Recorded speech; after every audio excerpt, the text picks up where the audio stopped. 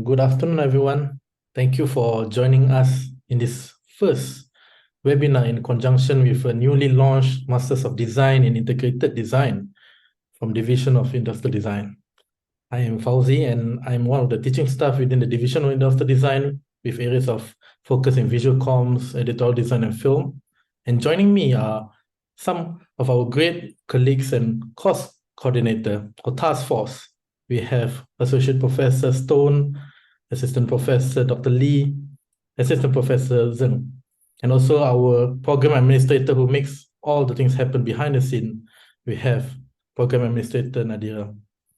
But I think before we start things proper, maybe it's right for them to do a self-introduction on really their areas of focus and interest and research. Let's start off with Professor Stone. Okay, good afternoon. My name is Brian Stone once again, an associate professor. My formal background is in visual communication design, and I teach in the area of interaction design, information visualization, and motion design. I am in my fourth year here at NUS in the Division of Industrial Design. Prior to that, I was at the Ohio State University in the United States for 20 years.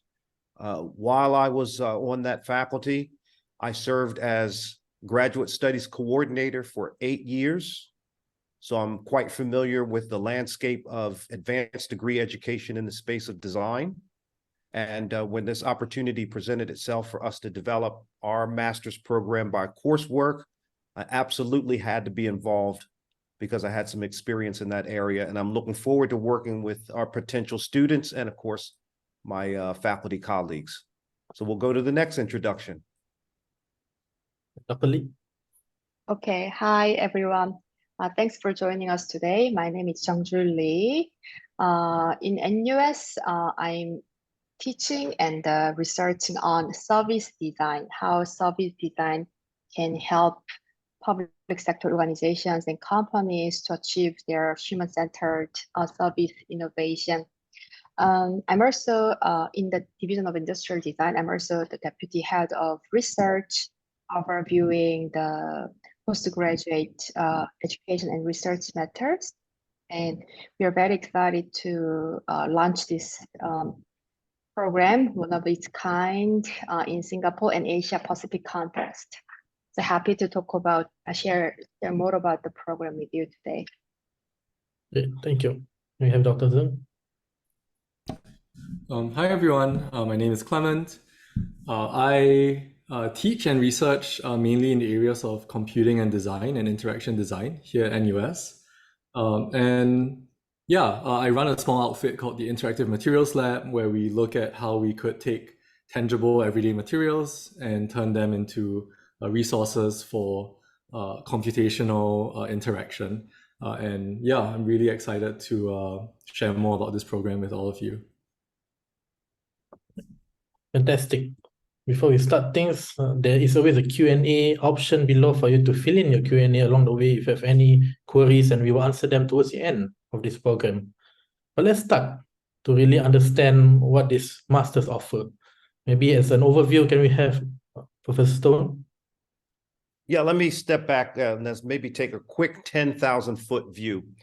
All right, so everybody has gone through their undergraduate education or their bachelor's degree education, whether that be design or some related field. It could be communication, it could be journalism, it might be photography, it could be creative writing, but whatever program that is, the goal of that program is to really give you a broad-based, wide spectrum of your learning. So at the bachelor's degree level, you're working wide. And then you get to a point where you've been able to touch on lots of different things. Something strikes your curiosity, and now you want to work deep. And that's when you come and do your master's degree studies. So if you think about the term master or mastery, this is the high-level goal of any advanced degree program out there.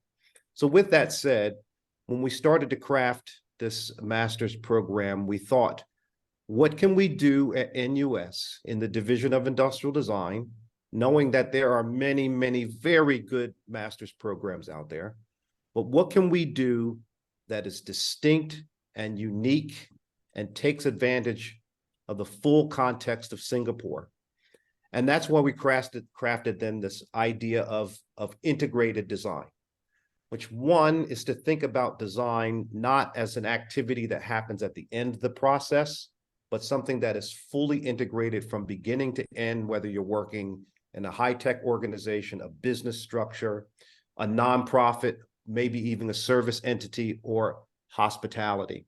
So that became the sort of broad kind of underlying concept of integrated design. And then the other unique advantage that we have is there is a significant number of multinational organizations and companies that reside in Singapore, in which we can start to leverage relationships that we have with those companies so that the students' education is collaborative and applied, right? So that they get to do things here in US, but they are also going to be working with our corporate partners, working on problems delegated by those organizations. So you spend, for example, a bit of time here in our program, and then you spend a bit of time working through problems at a specific organization, like, for instance, Meta or Facebook or Dyson or Grab or DBS Bank, et cetera. So again, the curriculum gets fully applied in a commercial context, so to speak. And then maybe the third thing, and I'll take a pause, is that at a large research university such as NUS, you get to expose yourself to transdisciplinary activity. So you'll be able to work with people who are studying mechanical engineering, business, civil engineering, architecture, the list goes on and on and on. So the result is going to be a broad-based, transdisciplinary, in context and applied experience through your master's program. That's great. And maybe just to get more info on some of the advantages and benefits, maybe Dr. Lee, you can shed some light on it. Sure. Thanks, Brian, for opening. We see the launch of this program very, very timely. Looking at the design industry in Singapore context, at least by 2030, which is not too far from now, like 5 years later, around 20,000 designers are on demand, especially by non-design industries like finance, healthcare, government, and manufacturing areas. And those designers on demand and design skills have to do with design facilitation, research, and strategy, and the business design. And these are really new profiles and new skills that we need to nurture to the new talents. So that's the big aim that we are trying to achieve with this program. So, and what is exciting is we aim to nurture this expertise and competence for our students within 1 year through a very well curated and coordinated and extensive curriculum that combines both doing through studio-based project in collaboration with the world-leading industries, and also seminars that can equip our students with necessary theories and the methodologies that are cutting edge in the field of design. So with that training and knowledge equipped, the students will be ready to start working in that domain areas that are on demand from the design industry, such as design researchers, strategic designers, business designers, service designers, design facilitators, and so on. And of course, not to mention like user experience designers, interaction designers, design technologists, and so on and so on. And our curriculum also aims to support the practitioners from the early career and also the middle career level, so that the graduates from our program can also start from the mid-career level of the design jobs. And as Brian mentioned, another benefit is it'll be multidisciplinary environment inherently by being situated in the College of Design and Engineering. The students will be exposed to ample opportunities to work with the people from different engineering disciplines, but also being in the National University, they will also have a chance to work with people from social science, business, economics, and so on and so on. So we are very excited about that. Right, fantastic. So just continuing on that thread about, you mentioned about curriculum, maybe Dr. Zhang can shed some light on really what is the structure of this program? Yeah, so JJ and Brian gave a really good overview and you know what you would get out of this program. To elaborate a little bit on the details of how we are running this program, it's a one-year program split across 2 semesters, and essentially you can think of it in 3 parts. So in the first part, and really the core part of this program will be what we call the Integrated Design Studio.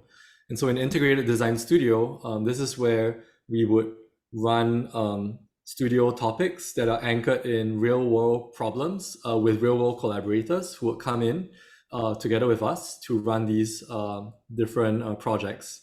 And so we have 2 integrated studios, and this is kind of the backbone of the entire course.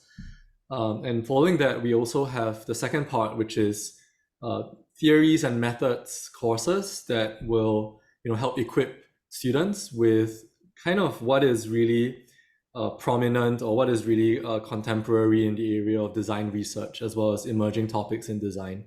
We also talk a little bit about teach topics including design strategy and leadership, because as a master's program, we expect that you know, graduates of this program will be placed at kind of upper, lower to middle level management in companies. And we also talk a bit about collaborative design, right? Because design doesn't happen individually or in a vacuum, but design is all about working in teams.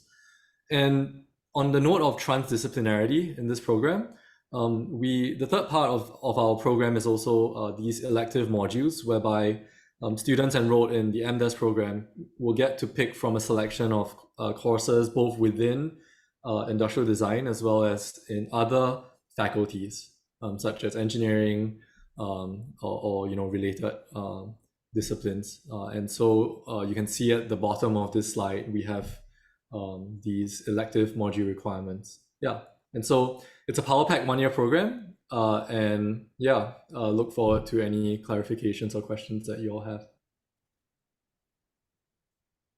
Okay, great. Yeah, so if really anyone has any questions that they would like to pose to our panelists, please feel free to type them down. But going back to Professor Stone about why we are unique, really, when we are placed in the market, maybe you can just shed a bit more on that portion of things. Yes, and thank you, Clement, for explaining the structure of the curriculum. So let me just underscore this integrated design concept. Our reality is that we will always be working in a transdisciplinary fashion, meaning designers will have to intersect with people from business, people from communication, from sales, from C-level types of positions. They will be interfacing with vendors from different organizations and different disciplines.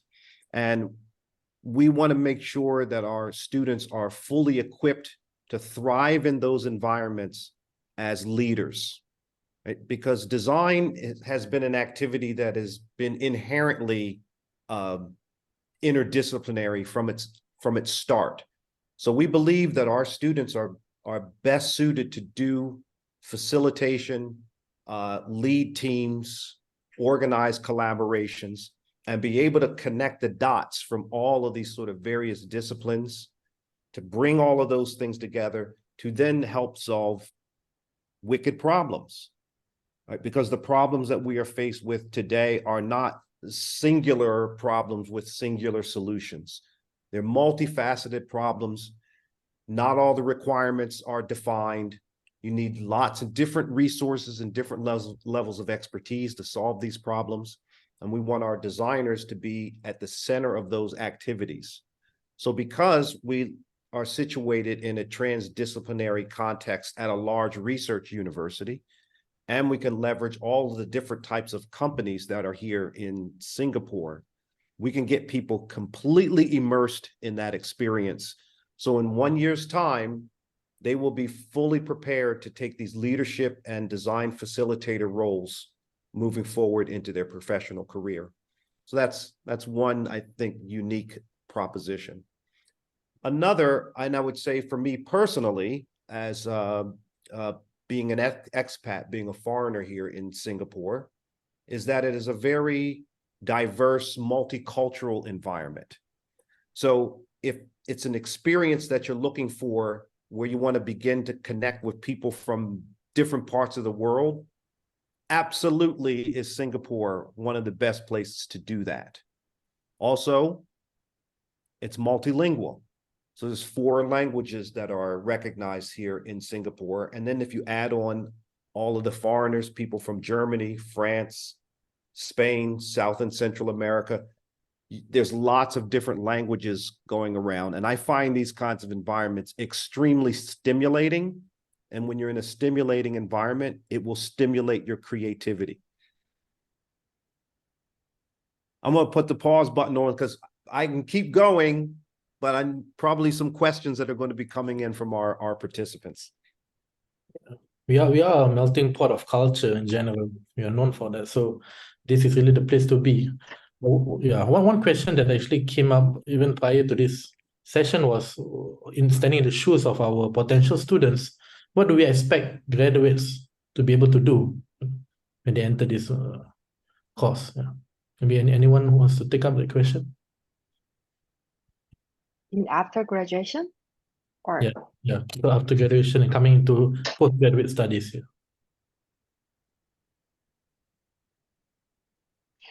maybe I'll start. So our the umbrella aim is to grow designers who can lead and who can strategize, not the ones who will make the things. Of course, those are also valuable, the design job scopes, but it's been there. So we target this program to really cater to this demanding need from the organizations. So by using design knowledge, design methodology as their unique tools and the skill set, the graduates from our program will have the ability to work with and work in transdisciplinary team in organization with different the functions of the organizations, and also the lead the design team for the organization or the strategies and agenda, and also of course the manage the project. So those lines of the strategic design and design management are the ones that we are really targeting to nurture our students and keep our students with after graduation. And let me add one more point to what Jungju was saying, and this is, we think, is one of the really, really unique features of what we're offering here, is because your project activities in the integrated design studio are going to be in partnership with a corporate collaborator. You will be working with their design leads, other stakeholders in that organization for an entire academic year. And while you're doing that, you are building rapport and building relationships with those people that potentially could lead to a direct pipeline to your employment at that company, because they will already be familiar with your work ethics, the way you communicate, etc. So it's almost like a tiny hybrid internship working with those companies through the integrated design studio. Great. Are you ready to sign up, Fauzi? I mean, I would. Yeah. Okay, so let me see. Okay, so someone actually asked about, maybe this is a 1-year commitment. No, I mean, well, why was this structure set in place? Because it requires a bit of, there's intensity in terms of joining this program. So maybe we can shed light on how, as a student mentally, when they join this 1-year program, what they should really be prepared with, what to expect. maybe Clement, you can. Yeah, maybe I can take a stab at this question. Also, I think in response to Lindy's question in the chat, which I see that JJ and Nadira answered. So maybe to give a bit of context, the reason why we have planned this 1-year full-time program is to keep it really focused. And so we see a trend in not just in a region, but globally, of master's programs being a lot more focused to just a 1-year time frame. And in this 1 year, we plan to cover a lot of ground, right? And so the hope is to take people from relevant backgrounds and to really put them in this studio culture where they will be exposed to what does it mean to integrate design, right, in the contemporary world. And so for now, it's planned as a full-time 1-year program so that students can really immerse themselves in this culture and not have perhaps to worry too much about other commitments. However, just to echo what JJ is saying, we are also planning a few graduate certificates programs that are more catered to people who are considering upscaling or picking up new things, but perhaps not to the extent of a full-time master's level. Perhaps it's still in the works, but we are also thinking about how these certificates could eventually build up to become a master's program. But that's something that we're working towards in the future. Yeah, so I hope that addresses the question of why a 1-year full-time program. Yeah, and in fact, Nadira, if you can go back to the slide that shows the program structure, and to reinforce what Clement is talking about, he's saying graduate certificates. Instead of the full 1-year Masters of Design program, what you can do is come in and take 2 of our courses and get a certificate in a specific area.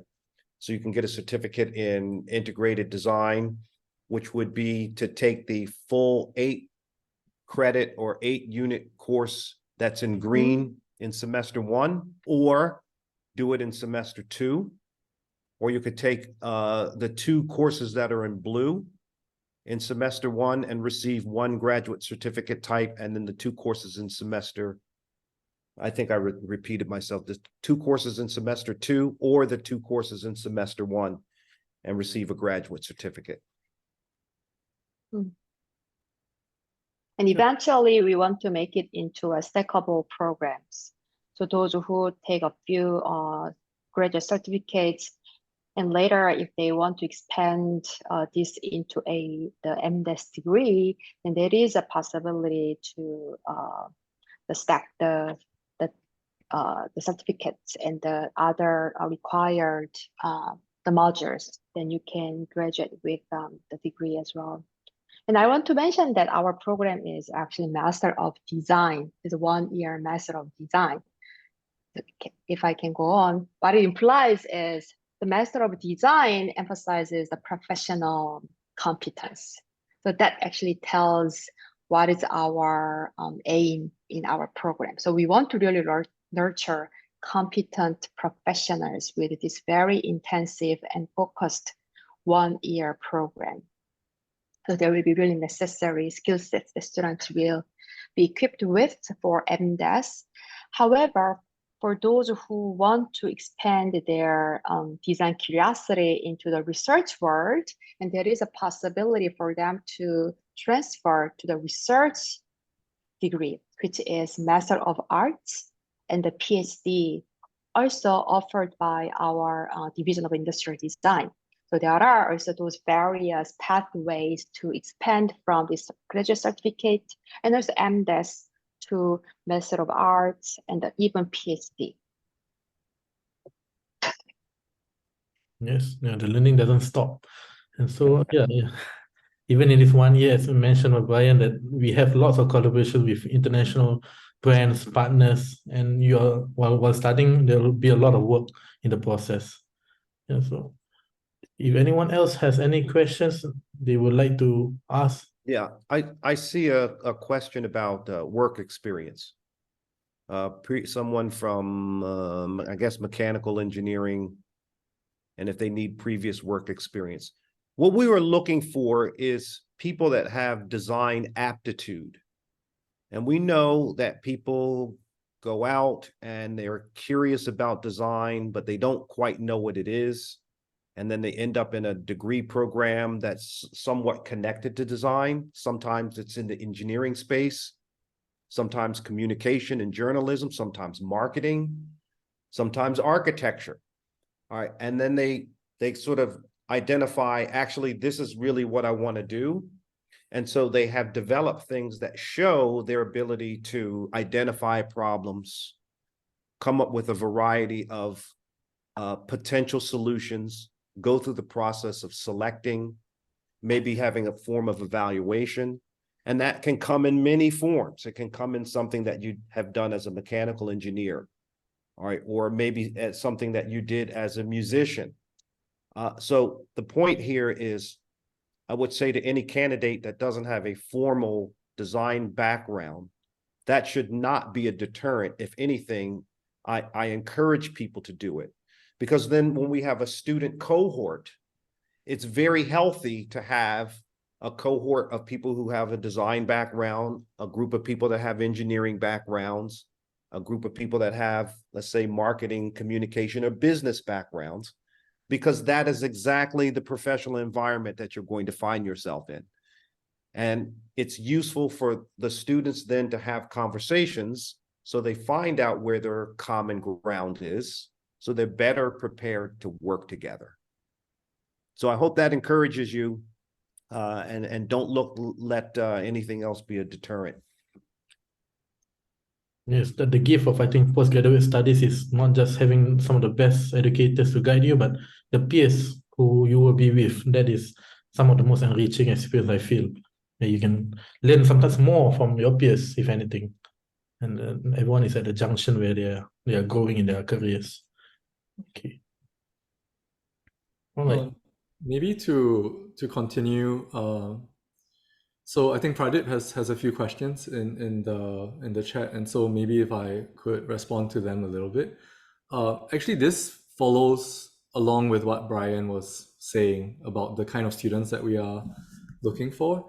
I think what's most important when applying for this course is to kind of express your motivations for what you hope to get out of the MDes program, as well as to show in design, we call it a portfolio, but really what we mean is show us some prior work that you have done that could shed some light about how you think, how you solve, how you approach problems, how you approach the situations around you, from perhaps a problem-solving lens, or a designery lens, or a collaborative lens. So all of these examples, all of these previous experiences would definitely help us to understand if you are a good fit for the program.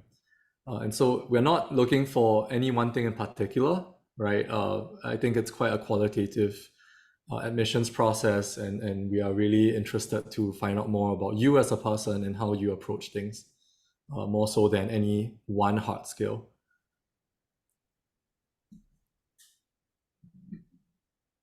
Great. We have answered most of the Q&A. Yeah. Okay, Pradip has a new question on, can I use this as a prototyping experience? If anyone can answer. Sorry, I was a little distracted because I was reading the question about how do we define integrated design. Right.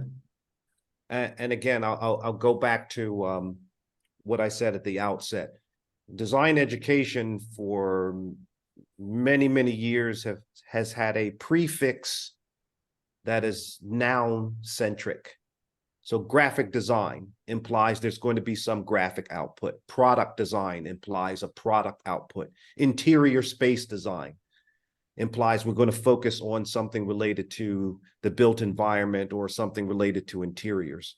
What integrated design is really more about is the collaboration across many disciplines and many different activities, and to look at design much more holistically and see how design intersects with many of its counterparts, and to again look at design as a beginning to end process across many different, as I said earlier, wicked problems, and not just this sort of one thing that is dealt with, as I said earlier, a single problem with a single solution. But these are integrated design deals with much more dynamic situations. So I hope that helps. And then there was the other question that that you were talking about, Fauzi. I'm sorry. I think it was answered. So Clement have Okay. shared, so that was good. If anyone have really administrative questions, and we There's actually a second part to Yisan's question. I think JJ, I feel like you're in a good position to respond to that. You mean, okay, yeah, this is wonderful question. So the Izan asked, would the master students be learning a structured way to question and challenge the problem scope in these multidisciplinary projects? Definitely. So that will be in our the learning objectives.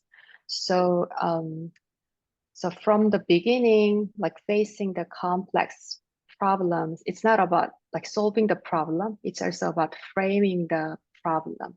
So students will be learning how to frame and how to systematically look at this the open network and very complex problems, wicked problems through the case studies and the benchmarks and the existing methods and theories, some of which have to do with systems thinking, service design, notch, and the frame innovation, and so on and so on.